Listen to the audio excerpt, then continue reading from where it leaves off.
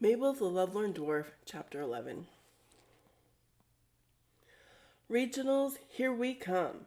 It's about time, Kenneth said as I settled onto my seat at the back of the wagon. I clutched a small leather satchel along with my travel bag and axes. The satchel carried my copies of the books on relationships, the 2 magazines I owned with pictures of Aramis and movies, and my Aramis cloak fastener. Dad snapped the reins, urging the 2 horses we hired into motion. Our overloaded rental wagon jerked forward. I bit back a whimper. My brothers and Dad managed to get extra time off from the mine so they could travel with me to Mitcham for regionals. It saved costs because we only had to rent 1 wagon and pair of horses. It also meant the 7-day journey to Mitcham wouldn't be as tiresome since everyone would take frequent turns driving.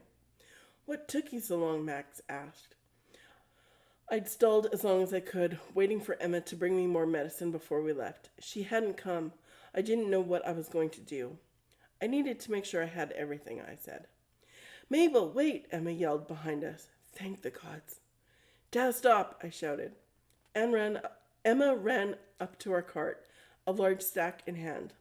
The cart rolled to a stop. "Thanks, Mr. Goldenaxe," Emma said, gasping for breath. "So glad I caught you here." She handed me the sack. "A few gifts from your friends for your trip." I bent over the edge and hugged her. "Thank you so much. See you in Mitcham," she said. We waved as Dad prodded the horses back into motion. My friends had pooled their funds and hired a wagon and a team of horses to travel to Mitcham. I wished I was going with them. It would be so much more fun. Traveling with my friends would also have been a great time to socialize and maybe even find a mate. With all the dwarves traveling to Mitcham, there had to be at least one male among them who was interested in mating, and maybe even interested in me. But participants had to arrive a few days early to register and practice in the arena. My one consolation was the few days in the company of all the competitors, the majority of whom were male, and quite possibly a few declared interesteds. Not to mention all the males from the entire Black Mountain region in the stands watching. Really, when it came down to it, who I traveled with didn't matter. All the excitement happened at the games, and I'd be fine thanks to the extra water skins of medicine and jars of salve. It didn't take long before I needed some privacy so I could take the medicine, thanks to the jerking and rolling of the wagon jarring my shoulder.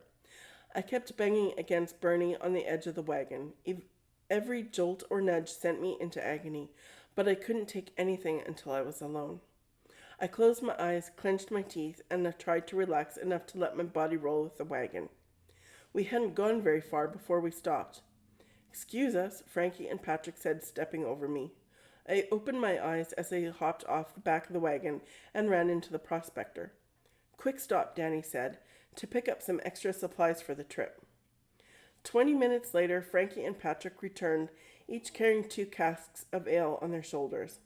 Wilbur, Kenneth, Ross, and Billy placed the casks in the center of the wagon. "That's not nearly enough," Kenneth said. "There will be taverns along the way, won't there?" I asked. Frankie and Patrick were already on their way back into the prospector for more. "There's 13 of us, Mabel," Bobby said. "We need at least 4 more just to get us to the next tavern." I knew my brothers liked to have a good time, but who knew they brought the party with them? I'd been too young to remember what they were like when Mikey competed in axe throwing, which I believed was the last time my family had ever gone anywhere. Either they'd planned this trip in great detail, or they had the routine for Mikey's days of competing. Either way, traveling with my family might be fun after all. And the ale might help numb the pain until I could take my medicine. I tried to drink away the pain once before, unsuccessfully, but perhaps I simply hadn't had enough to drink then. Another 20 minutes passed before Frankie and Patrick returned with 4 more casks and 2 large canvas sacks. We readjusted ourselves to let them back on and make room for the casks. Patrick opened his sack and pulled out pewter tankards for each of us, including Da, and a couple of taps for the casks. Patrick and Danny set themselves up as the family purveyors of the drink. Pulling a hammer from his pocket, Patrick tapped the first cask. He filled a tankard and passed it to Da. Then they filled the rest of the tankards for each of us. Da raised his tankard and shouted, "Two regionals!" Each of us ranged our tankards, shouting, "Two regionals!" We drank and released a unified belch. I loved my family. Da snapped the reins once more, and we were officially on our way to Mitcham. Danny and Patrick kept the ale flowing, refilling our tankards as necessary, and even when it wasn't. Frankie passed out loaves of bread and dried meats from his sack. It was the greatest, most profitable battle of the ages, Frankie said between sips of his sixth ale, his voice changing into storyteller mode. This trip was getting better by the minute.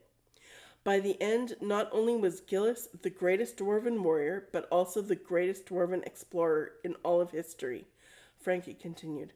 It began when Draco, the Lord of the Dragons, sent his minions into the Black Mountain. This very mountain range through which we now travel was hidden by the shadows of those great winged creatures. Gillis led his army of dwarves together with an army of elves. My brothers and I booed. Frankie persisted. I know, but together they fought against Draco and his minions. Many were lost in those long days of bloody battle. The roads we traveled were lined with the bodies of dwarf and elf and dragon alike. The story of how Gillis defeated the dragon and conquered Gilliam Mountain relaxed us. We flowed and rocked with the motion of the wagon. Frankie's words slurred the farther we traveled out of Gilliam Valley and into the Black Mountains. I drank a fair bit myself. It didn't dull the pain like I'd hoped it would, but I didn't really mind so much. Too bad it was against the rules to compete with this much ale in me. I swung my empty tankard toward Danny for my seventh refill. Mikey put his hand over it. She's had enough for today. I've not. You've had a dozen, I protested. We're on the road. Mikey, ease up on her, Danny said. She can't be not drunk when the rest of us are, Bobby waved him off, pushing Mikey's hand and falling onto the casks in the process. You need to be sober to practice when we stop for the night, Mikey said as he helped Bobby back to his seat. What are we practicing? Bobby asked. Not you, Mikey said. Mabel. Ah, Mabel. She's great, Bobby slurred. Mabel, you're great. You're great too, Bobby. I wished I was as drunk as he was. You all need to slow down on the drinking, Dad grumbled. It's time to switch drivers, and I want to stay on the road. Dad stopped the horses and came around to the back. If I have to be sober, I'll take my turn, I said. You're not taking any turns, Mabel. Dad stopped me. You need to conserve your energy for competing. Mikey, you're driving. Dad and Mikey traded places, and we started rolling. Frankie picked up the story where he'd left off. I fell asleep thanks to the amount of ale warming my insides. It was the only way I knew how to try and escape the pain. Mercifully, my family allowed me to sleep until we arrived at a roadside inn, mostly used by traders, where Dad announced we were stopping for the night. Groggy and blurry-eyed, I looked over at the side of the mountain, while my brothers stumbled out of the wagon, unloaded our gear, and disposed of the empty casks. If there hadn't been a wood door and a sign hanging over it with the name Cracked Wheel Inn, I wouldn't have seen an inn here at all, just a flattened section of the mountainside where the road cut through. Come on, Mabel, let's get some practice in before dinner. Mikey held my axes for me. I didn't see a place to practice unless the owners hid a range in the mountain. Where? I asked, staying put. Inside, not a lot of room, but there is a throwing post. Management has offered to move some of the tables for you. Let's go. Mikey patted my shoulder, pushing me off the wagon. I desperately needed my medicine. I picked up my bags and the sack from Emma. I didn't know if I had my own room, but if I did, I could take my medicine quickly before practice. Can I have a few minutes to freshen up? No time. Mikey held the door for me. The owners are giving us extra space until the traders come, and they're expected soon. I could survive a short practice, I hoped. The inside of the Cracked Wheel were bigger than I would have thought, but not as big as the Bearded Prospector. Tables were already pushed aside, and the fire roared in the stone fireplace at the center of the room. I set my bags down and warmed up while Mikey watched and the rest of my family drank and ordered food. Axe in hand, I prepared to throw. I glanced over at my bags and longed for a sip of medicine. I wouldn't be able to take it during competition. I'd better practice without it. Blessedly, I only had time for a few agonizing throws before the traders arrived. My brothers helped move the tables back to their places. Before you go to sleep tonight, I want you to stretch a lot. It will help keep you loose and limber while we're traveling. No problem. Stretching I could do. It always helped, and I could give myself a nice massage while I rubbed in the poultice. The next few days passed without much variation. At times the roads were bumpier than others, and the mountains were higher or lower. All the inns were as nondescript as the cracked wheel. Each morning before we got back on the road, I took a few large swallows of the medicine. Thanks to the painkiller and a sufficient amount of ale, I slept most of the time. On the 6th day of travel, Dad said, "Mabel, pet, come sit up here in the driver's seat with me." We rearranged ourselves for Dad to take a turn driving in the afternoon. I didn't like these shift changes. They disturbed my sleep. I liked them even less when, at times like this, I had found and now had to vacate a comfortable sleeping arrangement. Sure.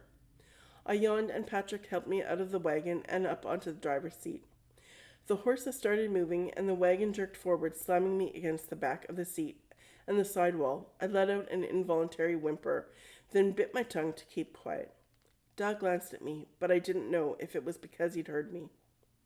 Kenneth regaled everyone in the back with one of his stories of misadventure. Dad was quiet, and I didn't care to say anything, so I did my best to make myself comfortable to sleep. "Is everything all right, love?" If any of my brothers heard or were curious about what Dad asked me, they never let on as I kept talking and laughing. He had noticed my whimper then. I shifted to a less painful position, then sat up straighter. I couldn't tell him, even if I wanted to. We were arriving in Mitcham tomorrow. I had to compete in regionals to find a mate. Everything's fine. You've been sleeping a lot. Saving my energy for the competition, you know. Dad looked at me long and hard, like he could read my mind, or, failing that, I would break and tell him the truth if he looked long enough. I put on my best smile for him. "You don't have to compete if you don't want to," he whispered. Yes, I did. I'd spent so much time practicing that I no longer had a social group at home. All the desirable males interested in mating were probably claimed. I wasn't about to let down my friends or family, or those at the trading post, by dropping out now. They were all counting on me to do well. I want to do this, Dad. I'm excited. Can't wait.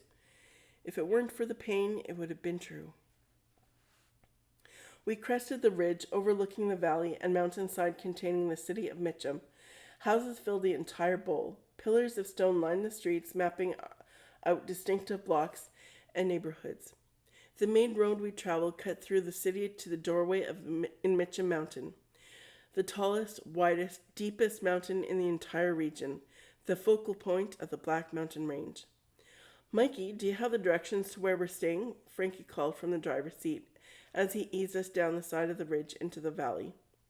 "We're staying at the Diamond Helm Inn. Keep on this road until we're into the mountain. I'll give you more directions once we're inside." Wow, I'd be a mountain dweller for the duration of the competition. The grooves in the road were smoothed to near perfection. I couldn't have been more grateful. The lack of bumps in the ride meant there was one less thing contributing to my pain. Banners of deep blue with sparkling silver images depicting all the different fields of competition in the games hung between the pillars along the road. Flags of each city and town in the region fluttered in the breeze along the street. Max and I leaned over the edge of the wagon as we gasped and pointed at all the businesses displaying signs that welcomed competitors and guests and offered discounted prices on their goods. The taverns had the biggest and brightest signs, each one purporting to have the best ale and food, and as the only place to be before, during, between, and after all competitions. I did a quick mental check of the itinerary Mikey had set up for me. Until the end of my competition, my days were filled. I'd have no time to participate in any of the goodness Mitcham had to offer. Thankfully, handheld axe throwing was one of the first events to finish. I could still squeeze in a few days of shopping and drinking and enjoying myself. As we rolled down the busy street behind a long, slow line of wagons, I did my best to remember the names of all the places I wanted to go. There were too many, and I might not remember them all, but as long as I remembered some, I would wander around and find the others, and maybe even some new places I didn't see today. The entrance into the mountainside of Mitcham that had appeared as the mere doorway from across the valley gaped in the height and width of two giants. The road continued into the mountain, which housed half the city. Their competitive arena, upper-class inns, taverns, and entertainments. Of course, in Mitcham, all miners were mountain dwellers. The outside part of Mitcham seemed colorless and quiet compared to Mitcham under the mountain. It reminded me of the dining cavern at the mines. Voices from taverns, the rumblings of wagon wheels, and the clopping of horses' hooves echoed off the stone. The roads were narrow here and looked more like crisscrossing tunnels cut into the rock. Forming the walls and ceilings of the tunnels were houses, taverns, inns, and pedestrian walkways. Every few feet, windows that weren't much more than holes in the walls revealed candle and lantern lights as families and friends gathered together. "Turn right," Mikey shouted to Frankie. After a few more turns in a zigzagging pattern, we arrived at the Diamond Helm Inn, marked by a sign over the door in the shape of a helm all encrusted in diamonds that sparkled from the lantern light. Beside the inn, a gold sign with silver, diamonds, rubies, emeralds, and sapphires, and amethyst marked the entrance to the Mitcham arena. "Here at last," Patrick said as he stretched and hopped out of the wagon. My descent from the wagon was a little slower and a lot more labored, but my relief and excitement were greater than anyone's. The inside of the Diamond Helm sparkled. Crystal lanterns on golden hooks hung on the marble walls. Their rainbow prisms shimmered off the marble floor, ceiling, and welcome counter. Oak chairs with feather-stuffed cushions were clustered around the lobby. I'd never seen any place so smooth and shiny. I couldn't wait to see my room. Mikey didn't give me any time to enjoy it. As soon as he and Dad checked us in at the front desk and we were given our room numbers and keys, he said, "We still have time to get ourselves registered. Let's go. The lads will put our bags in our rooms." Mikey and I left the inn, walked a few paces to our right through the door into the arena concourse. Down a short corridor, and we were inside the practice arena, a space as large as the Gilliam Arena.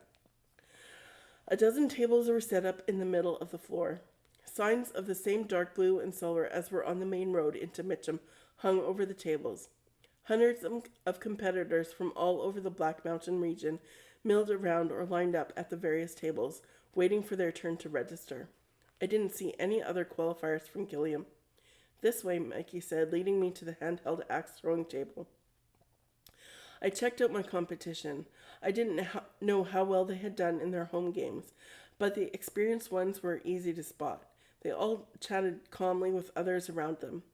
The new competitors, like me, fidgeted while looking around, glancing at everything and everyone. I doubted any of us first-timers would remember anything about today or the games. I had a feeling this would all end up as a blur of excitement and nerves. Two males lined up behind us, stout figures, full beards, declared interesteds, and they talked about work supervising the mines here in Mitcham. Neither of them came close to Aramis in attractiveness, but they looked better than any dwarf in Gilliam. They were available, and they were top miners. What more could I ask for? I'd have to work hard to attract their interest. Good thing I brought my relationship books with me. I'd spend the night studying them so I could get right to work. Mikey pulled my attention back to the registration line as we crept forward. "I need you focused on your preparation for the competition. You can enjoy the thrill of the games after your part is over." "I'm focused, Mikey. Don't worry about me." I had to be, to do well in the competition and to impress potential mates. But I had to remain relaxed, casual, attentive. Too much focus might prevent me from being open and responsive to their reactions and attractions to me. "Name," the bloke at the registration table said without looking up. He held the quill poised over the parchment. I totally froze. Mikey jumped to my rescue. "Mabel Goldenaxe of Gilliam. Coach is Mikey Goldenaxe." He wrote our names on small cards attached to a chain like a necklace. "Here's your identification. Wear these until the closing ceremony. Your itinerary is set out in the scroll along with your practice and competition times and locations. Where the Gilliam team will meet for opening and closing ceremonies, code of conduct, no cheating, respecting the officials, that kind of thing. Player and coaches oaths, please read those over. Information on local eateries and taverns, and who you can contact when and where to find them should you have any questions or problems. Enjoy your stay and good luck in the competition.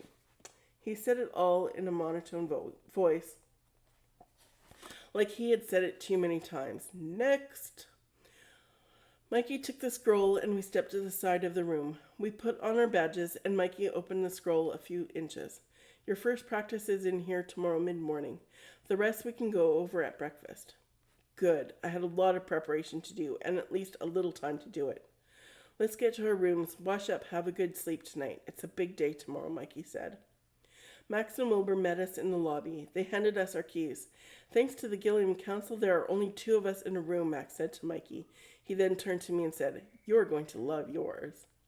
A double room wasn't as big a deal for me as it was for my brothers and Dad, who all shared one room at home. If I were them, I'd probably never want to leave the hotel as long as we were in Mitcham. We climbed up 3 long flights of stairs, all marble with a gold banister. Crystal lanterns hung on silver hooks on our floor.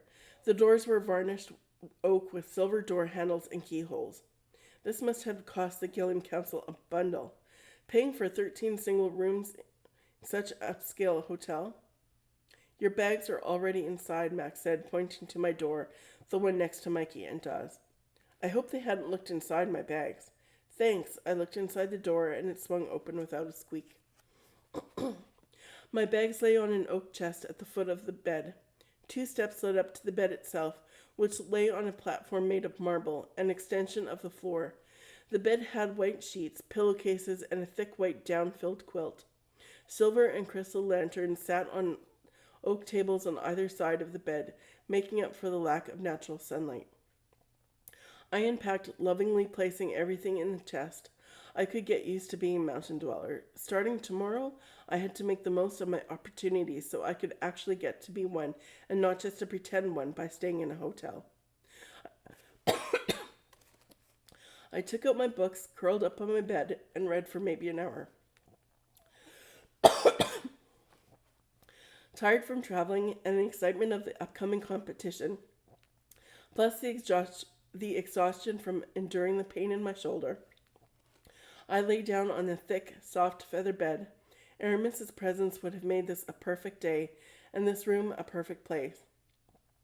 I fell asleep imagining Aramis holding me, kissing me with long, luxuriating kisses, massaging the pain away, every inch of our bodies touching, with every kiss and caress, an expression of how much he wanted me. Mikey woke me the next morning by banging on my door. I rolled over to tune Mikey out, and then I saw ways to let him know you're interested. Time to put the knowledge to work. I'm up, I yelled. Be downstairs in 20 minutes, Mikey called back. I sighed, hugging the blankets to me for one more moment before I got out of bed and sauntered into my very own bathroom. As I soaked in a hot, steamy bath, the running water coming from the hot spring that ran through Mitcham Mountain, incredible. I reviewed what I had read last night. Every author said no one else would love me unless I felt good about myself. I reminded myself of all I had to offer. I might have a lot going against me, like being thin or at least not as stout, but emphasizing my lean but solid muscle mass showed off my strength. My absent man was more difficult to turn into a positive, but I had a close, strong, and respected family that I was very much a part of. I drained a water skin of its medicinal contents.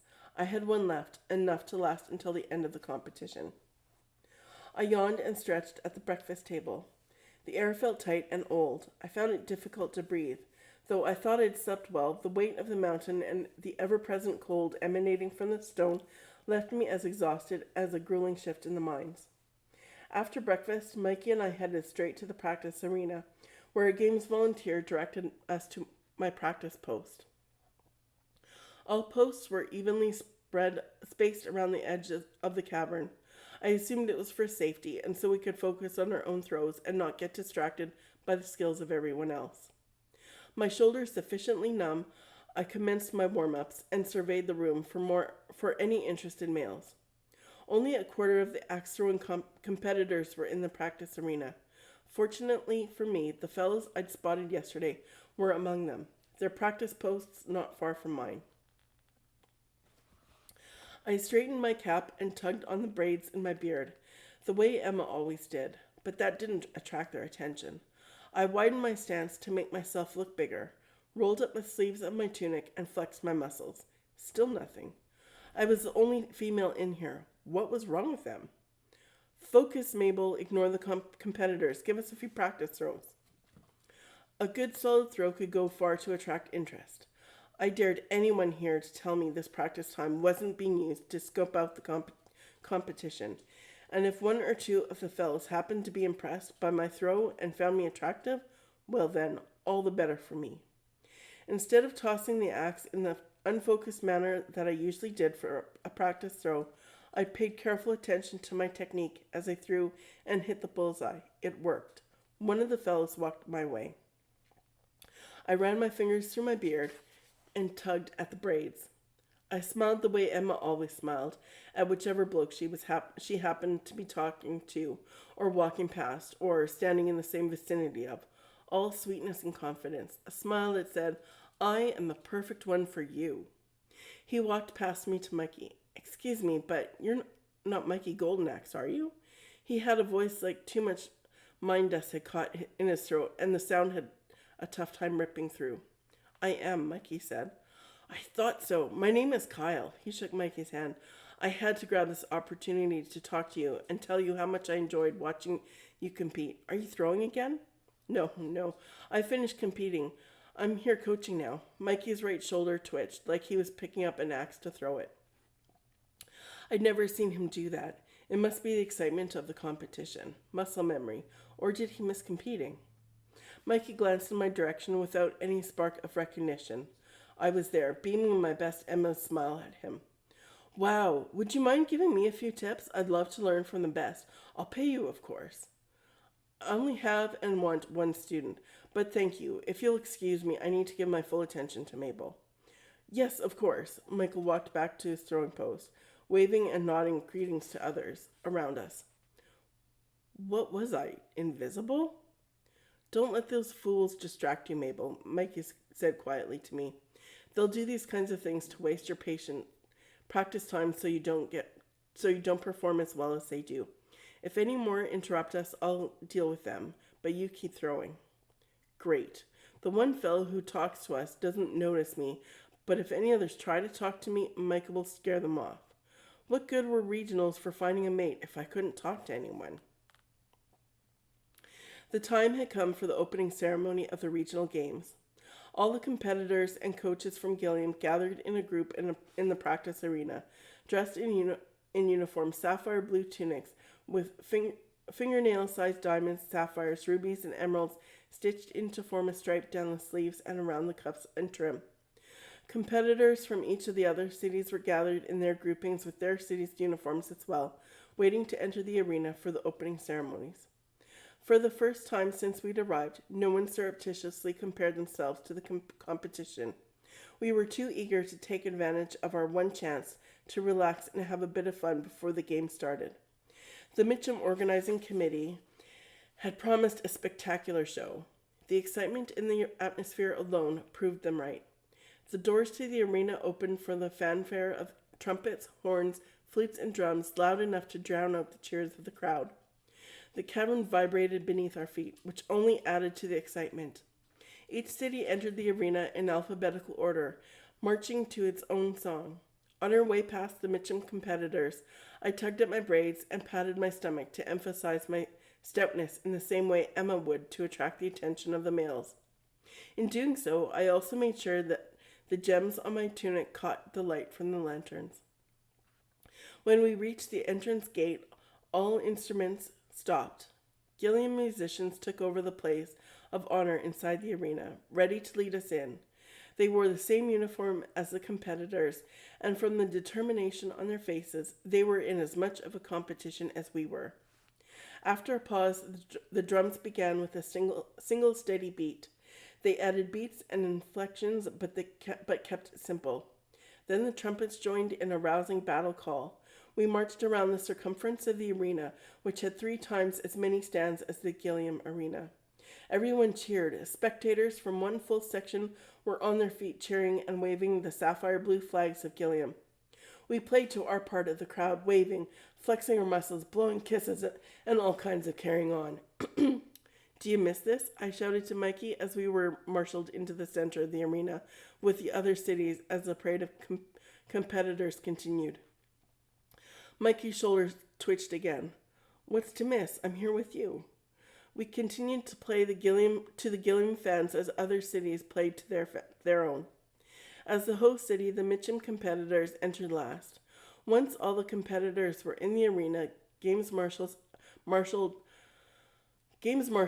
ushered up us to the outer edges. 2 members of the Mitcham Battle Axe team performed a mock contest of skill and strength. Performing a mock contest of skill and strength, entered the arena on a platform lowered from the ceiling. Other members of the team joined them on the platform, demonstrating each of the contests in the games. The stage rotated so we could all see what they were doing.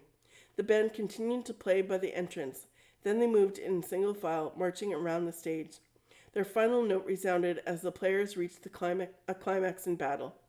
The head of the Mitcham Council descended from the stands and walked onto the stage. Welcome to Mitcham, he said, in 2 tumultuous cheers. I now declare the Black Mountain Regional Dwarf Games open. If you are enjoying the adventures of Mabel Golden Axe, don't forget to hit subscribe below.